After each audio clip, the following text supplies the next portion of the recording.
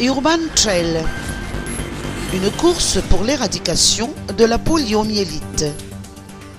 Madagascar fait face à une nouvelle flambée épidémique de poliomyélite depuis septembre 2020 et qui a déjà fait un total de 200 cas positifs. Cette résurgence serait due à la diminution notable du taux de couverture vaccinale, sans doute perturbée par la pandémie de Covid-19. L'UNICEF reste pourtant formelle en martelant que la vaccination est le seul moyen efficace de se prémunir contre la polio. Rimoyol Ratnan, un responsable auprès de l'UNICEF, nous le confirme. La première question qui était posée par rapport à savoir pourquoi il y a encore la polio et surtout à une personne qui est âgée de 24 ans et plus. Si une personne est attaquée par la polio, peu importe son âge, ça veut dire que cette personne n'a pas eu soit tous les vaccins contre la polio, c'est-à-dire n'a pas été vaccinée contre la polio, soit la personne a été vaccinée contre la polio, mais pas suffisamment. C'est-à-dire que normalement, il y a deux types de vaccins contre la polio, l'un est en oral, l'autre est injectable.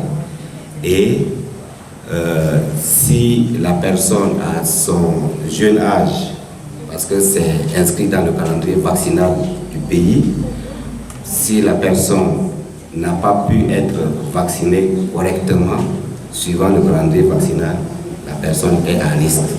Donc, à cet âge, la personne demeure à risque jusqu'à, en tout cas, sa vie, jusqu'à la fin de sa vie.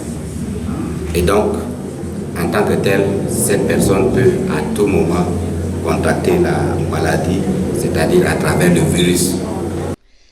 Des propos entérinés par Jean-François Basse, représentant de l'UNICEF à Madagascar, qui ajoute que le vaccin est gratuit. Pour Laura Gassi, supporteur des droits de l'enfant, elle ne cesse d'exhorter les parents à faire vacciner leurs enfants contre la polio.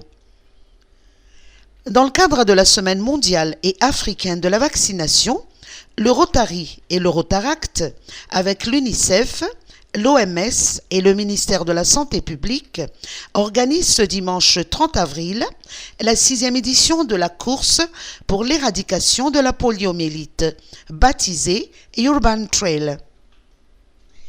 Les fonds récoltés à cette occasion seront versés intégralement à l'initiative mondiale pour l'éradication de la poliomyélite.